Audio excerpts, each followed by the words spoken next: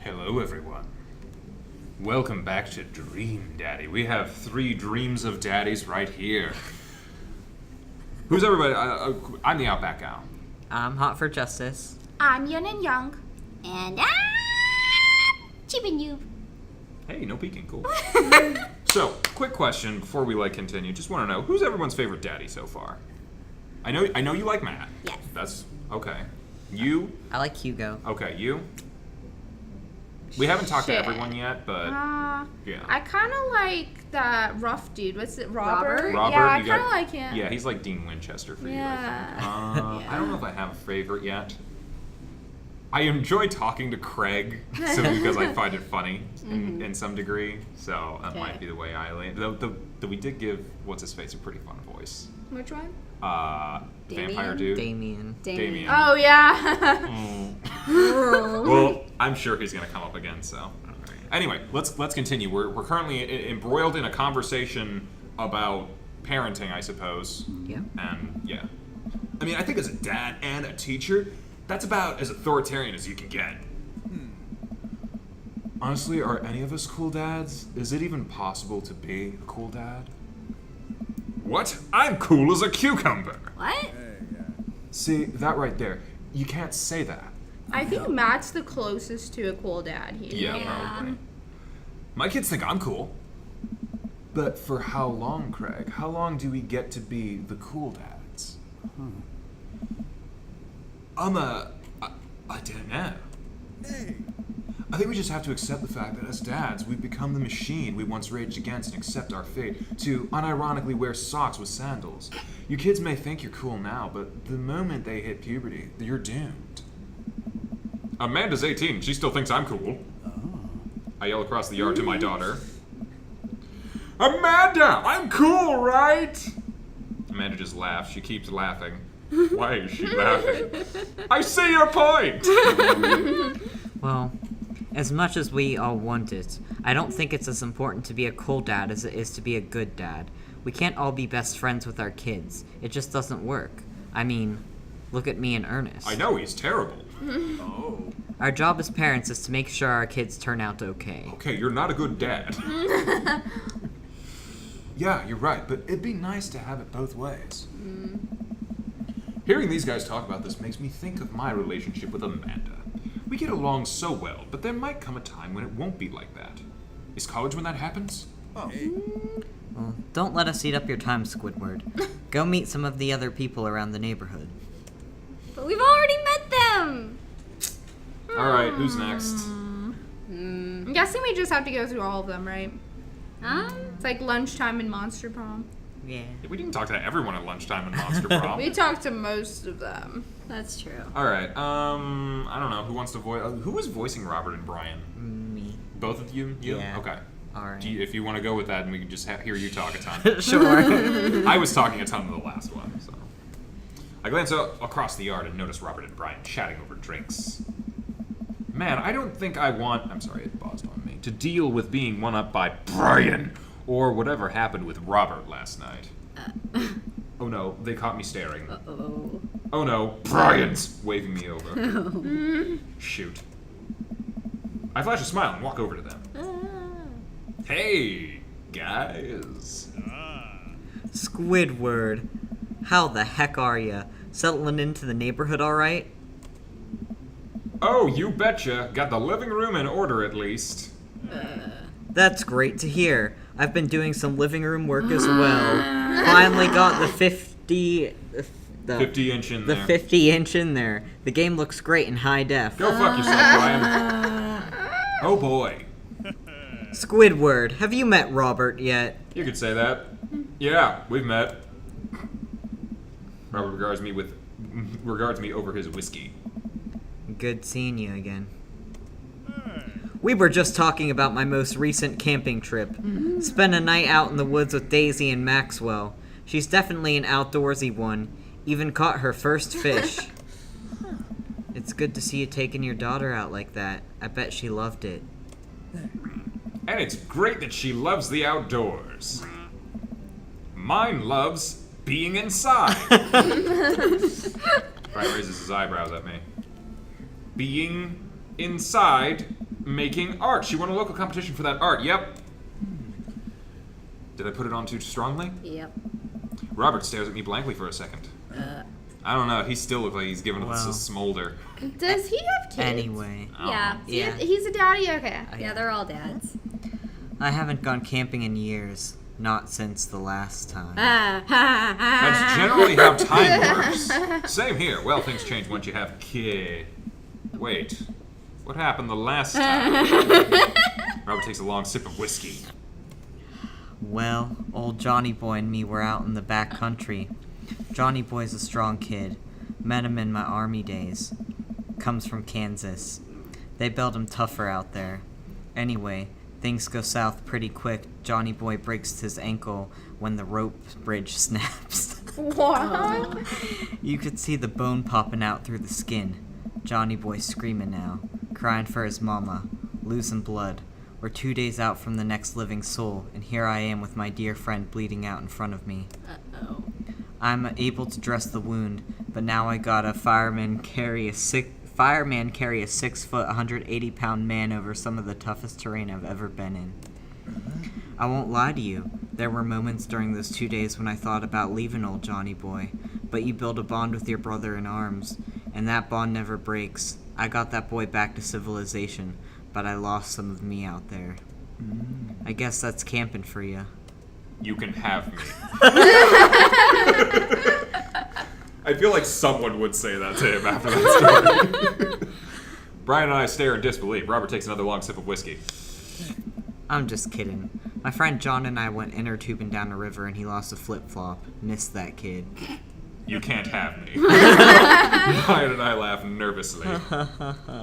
He may kill us someday. Or am I kidding? Okay. Robert. All right. Brian and I tense up again. I'm kidding. Damn it, Robert! Or am I? You.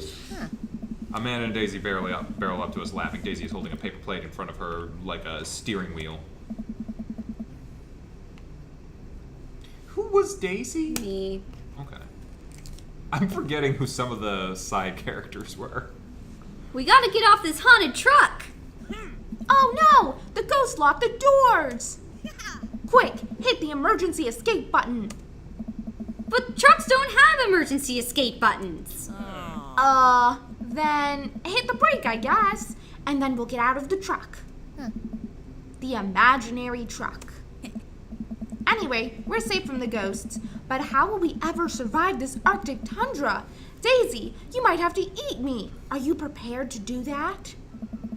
I'm prepared to do anything to survive. I don't like that look she's giving my daughter. That's cold-blooded. I like that. Although I'm not sure I have the materials required to properly cook you. You know, that reminds me of the last time I went skiing. Dang it! I'm interested. Robert, Brian. wait a second. Are you guys playing Long Haul Ice Road Paranormal Ghost Truckers? Yes. Yeah! Amanda and I love that show.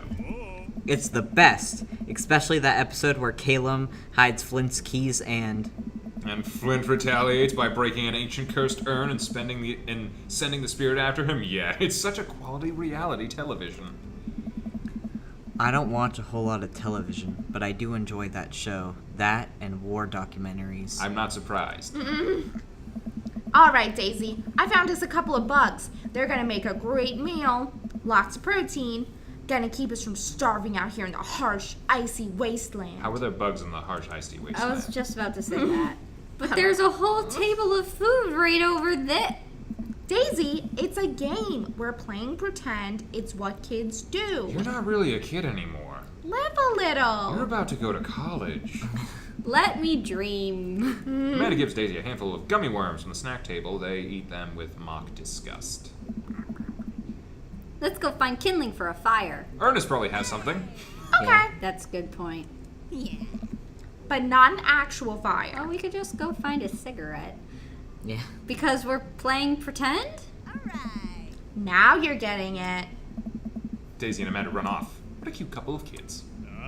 Man, I've never seen her get along with anyone so quickly. I guess Amanda just sort of has a way with kids. That's kind of amazing. Daisy doesn't really get along with kids her age. That's a mood. Wow, he's admitting something bad. It's nice that he's not trying to one-up me this time. Maybe we can have a regular friendship after all. No, I don't think we will. Really?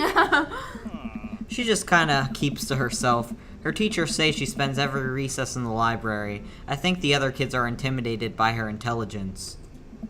There it is. I wouldn't worry about it too much. Amanda was shy at Daisy's age, too. She used to have a habit of crawling under tables and crying every time we took her to a restaurant. She bit people, too. Oh ho ho. Kids, right? Gotta love them. You're required to by law. I hear that.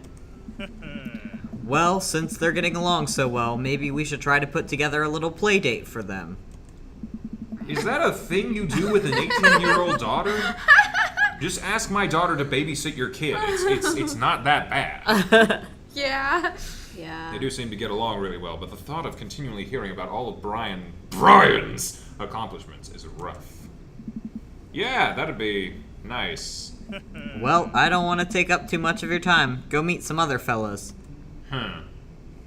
It's Dr. Joseph and Damien, I guess. Are there any women here? Mary. Mary. Okay. And all the daughters. I'm assuming she's not an option. No, she's not. No, I was just curious if it's just an all-male cul-de-sac. It's a bunch of divorced or widowed dads. Yeah. And one married dad. Yeah. Give it time. I spot Joseph chatting with the guy from Dead Gotham Beyond by the grill. I wonder what they're talking about. I walk over to them. They seem like a weird pair. Look at them. Yeah. So I'm curious, can you walk me through why you had your house painted black? Where do I even start? The house stays warmer in the winter and provides an artistic contrast to the rest of the neighborhood, and it complements the crimson interior perfectly. I would paint my house black. Thank you, Professor Snape. It's not supposed to be Professor Snape. It's supposed to be someone else, but I am going into Snape anyway. Love it. It's definitely an interesting choice. Oh. Thank you, I'm very proud of my bird. Squidward! I was just having a conversation with Damien here about his aesthetic design decisions. Fan. Damien regards me up and down with a warm but critical eye. How do you do? I don't believe I've had the pleasure. I think I saw you in Dead Gotham Beyond the other day. Damien's face turns bright red. It really doesn't. I must apologize for my behavior on that day. You see, I take the goth lifestyle very seriously, and to be caught in a ruse by such a corporation as Dead Gotham Beyond was profoundly frustrating indeed. Indeed.